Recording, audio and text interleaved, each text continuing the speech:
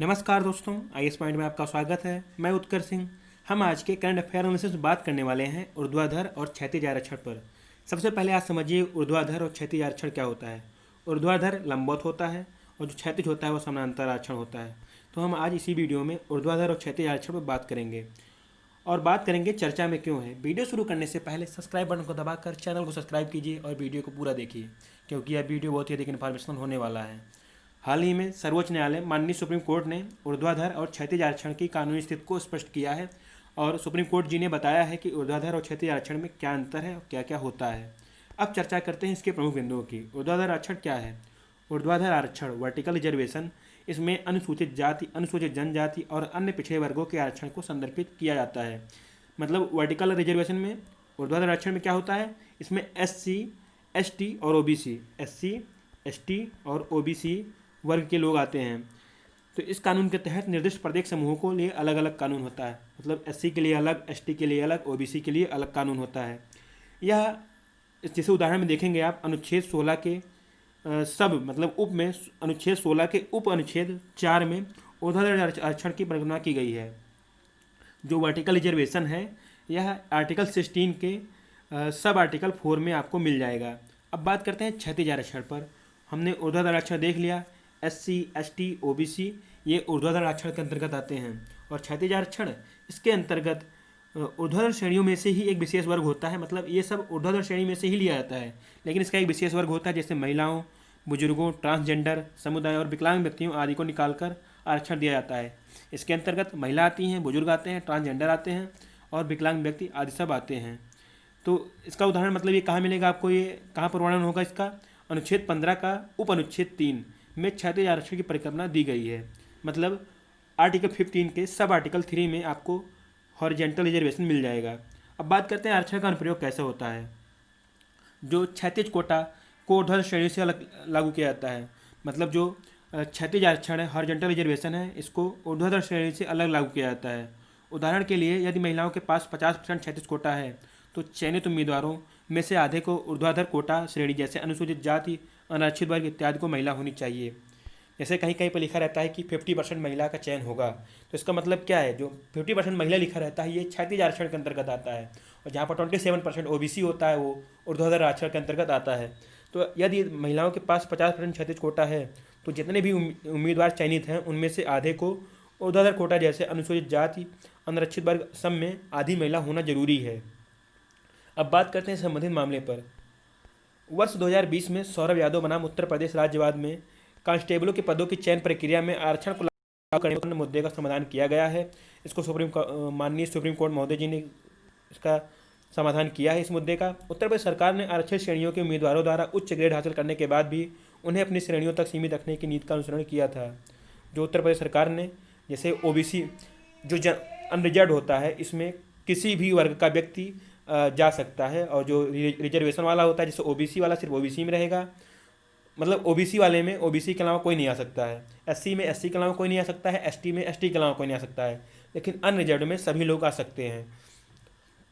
लेकिन उत्तर प्रदेश सरकार ने जो आरक्षित श्रेणी मतलब रिजर्वेशन के बताया था, उसमें कोई व्यक्ति जो OBC से ज़्यादा पाया है, मतलब वो अनरिजर्व में आने लायक है, वो सामान्य श्रेणी में आने लायक है, उसके बावजूद उसे सामान्य श्रेणी में नहीं शामिल किया गया है। अब बात करते हैं सर्वोच्च न्यायालय का क्या फैसला आया।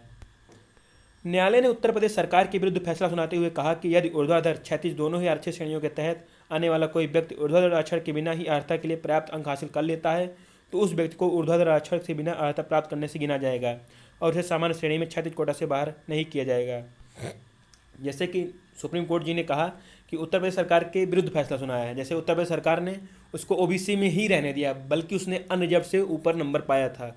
मतलब जो उसका नंबर था, उसका रैंक था, वो अनरिजर्व लायक था, मतलब कि अनारक्षित श्रेणी में पहुंचने लायक था, लेकिन उसके बावजूद उन्हें अब उसके OBC में से नहीं बाहर निकाला।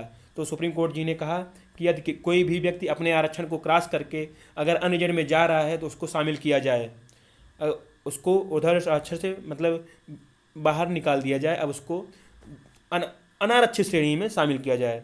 न्यायालय ने कहा कि उत्तर प्रदेश सरकार के तर्क का अर्थ है कि सामान्य वर्ग केवल उच्च जातियों के लिए आरक्षित था। न्यायालय ने कहा कि जो उत्तर प्रदेश सरकार सोच रही थी कि जो सामान्य वर्ग है या उच्च जातियों के लिए आरक्षित है। अब बात करते हैं इसके महत्व पर। न्यायालय का यह निर्णय आरक्षण को लेकर स्पष्टता प्रदान करेगा और सरकारों के लिए आरक्षण को लागू करना आसान बना देगा। यदि उच्च स्कोरिंग उम्मीदवारों को सामान्य श्रेणी के तहत भर्ती किया जाएगा तो अनुसूचित जाति, अनुसूचित जनजाति और अन्य पिछड़े वर्गों के अधिक जरूरतमंद उम्मीदवारों को लाभ मिलेगा। अब बात करते हैं आरक्षण पर। आरक्षण क्या होता है? आरक्षण सकारात्मक भेद का एक रूप है जो हाशिए के वर्गों के बीच समानता को बढ़ावा देने के लिए बनाया गया है ताकि उन्हें सामाजिक और ऐतिहासिक अन्याय से बचाया जा सके। आरक्षण क्या है?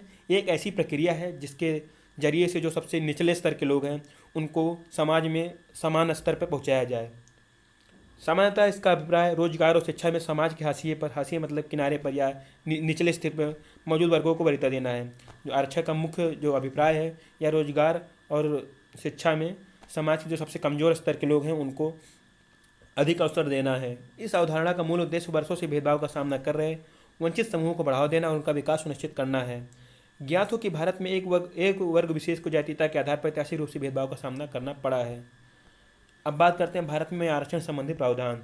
भारतीय संविधान में क्या क्या वर्णन किया गया है। संविधान का अनुच्छेद 15 सब अनुच्छेद 3 महिलाओं के पक्ष में सुरक्षात्मक विभेद को अनुमति देता है। संविधान के आर्टिकल 15 में सब आर्टिकल 3 महिलाओं के पक्ष में सुरक्षात्मक भेद की अनुमति देता है, मतलब महिलाओं के प्रति आरक्षण की बात करता है। संविधान के आर्टिकल 15 के सब आर्टिकल 4 में और आर्टिकल 16 के सब आर्टिकल 4 में राज्य और केंद्र सरकारों को अनुसूचित जाति एवं अनुसूचित जनजाति मतलब SC और ST के उम्मीदवारों के लिए सरकारी सेवाओं में सीटों को आरक्षित करने की सक्षम बताते हैं। मतलब जो राज्य सरकार और केंद्र सरकार आरक्षण लागू करती है, संविधान में कहाँ पर उल्लेख है? यह आर्टिकल 15 के सब आर्टिकल 4 में और आर्टिकल 16 के सब आर्टिकल 4 में वर्णित है। वर्ष 1995 में संविधान में 77वां संविधान संशोधन किया गया और अनुच्छेद 16 में एक नया खंड 4A शामिल किया गया जो सरकार को पदोन्नति में आरक्षण प्रदान करने में सक्षम बताता है। बीते दिनों सर्वोच्च न्यायालय ने एक आरक्षण संबंधी मामले में अनुच्छेद 32 के तहत दायर याचिका को यह कहते हुए खारिज कर दिया कि आरक्षण एक मौलिक अधिकार नहीं है। कुछ दिनों पहले सर्वोच्च न्यायालय में एक याचिका दायर की गई थी अनुच्छेद 32 के तहत, जिसको उसने खारिज कर दिया, मतलब माननीय सुप्रीम कोर्ट महोदय ने खारिज कर दिया कि आरक्षण एक मौलिक अधिकार नहीं है। वर्ष 2001 में 50वें संविधान संशोधन द्वारा अनुच्छेद 16 के खंड 4A को संशोधित किया गया और अनुसूचित जाति तथा अनुसूचित जनजाति के उम्मीदवारों के लिए परिणामी वरिष्ठता का प्रावधान किया गया।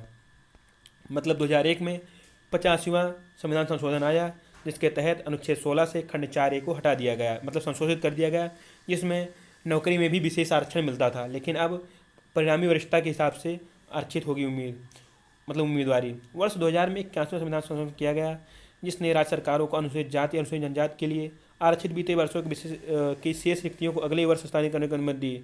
इससे उस वर्ग की कुल रिक्तियों पर 50% का आरक्षण सीमा का नियम शून्य हो जाता है। वर्ष 2000 में 81वां संविधान संशोधन किया गया था। 2000 में कौन सा किया गया था? 81वां संविधान संशोधन किया गया था जिसमें राज्य सरकारों को SC और ST के लिए, मतलब SC और ST के लिए आरक्षित बीते वर्षों के जो रिक्तियाँ हैं, जो वैकेंसीज हैं, अगर पूरी नहीं हो पाती हैं तो उसको अगले वर्ष के लिए जोड़ दिया जाए। फिर भी उसके बाद 50% से आरक्षण की सीमा नियम शून्य हो जाएगा।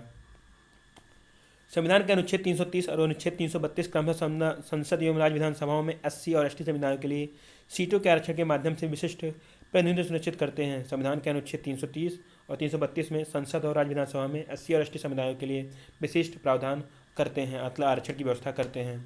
अनुच्छेद 243D प्रत्येक पंचायत में SC और ST के लिए सीटों के आरक्षण के प्रावधान करता है। अभी जो चुनाव होने वाला है पंचायत का, इसमें कहीं कहीं पर आरक्षित सीटें रहती हैं, कहीं पर SC, कहीं पर OBC। तो ये कहाँ से होगा? ये अनुच्छेद 243D से होता है। साथ ही उपलब्ध सीटों की कुल संख्या में 1/3 सीटें महिलाओं के लिए आरक्षित करने के प्रावधान किया गया है। ये तो था आपका ऊर्ध्वाधर आरक्षण, लेकिन इसमें ये भी कहा गया है कि साथ में उपलब्ध सीटों में से कुल संख्या में से 1/3 मतलब महिलाओं के लिए आरक्षित करने की बात की गई है, मतलब 36,000 आरक्षण के लिए बात की गई है। अनुच्छेद 233D प्रत्येक नगर पालिका में SC और ST के लिए सीटों का आरक्षण प्रदान करता है। अनुच्छेद 335 के अनुसार प्रशासन की दक्षता बनाए रखने हेतु अनुसूचित जाति और अनुसूचित जनजातियों के सदस्यों के दावों का ध्यान रखना चाहिए। जैसे कि वर्ष 2000 में जब 81वां संविधान संशोधन किया गया था, उसमें कहा गया था कि जैसे SC और ST वाला अगर मौजूदा समय में अगर वैकेंसी कंप्लीट नहीं होती है, मतलब सीटें खाली चली जाती हैं, तो उसको आने वाले साल में जब वैकेंसी आएगी उसमें जोड़ देना चाहिए SC और ST के लिए। इससे क्या होगा? इससे घाटा ये होगा कि जो संविधान में 50% अनारक्षण मतलब अनरिजर्व के लिए है, यह व्यवस्था चरमरा जाएगी। अगर वीडियो से कुछ भी जानकारी हो तो वीडियो को लाइक कीजिए, दोस्तों में शेयर कीजिए, चैनल सब्सक्राइब कीजिए। धन्यवाद।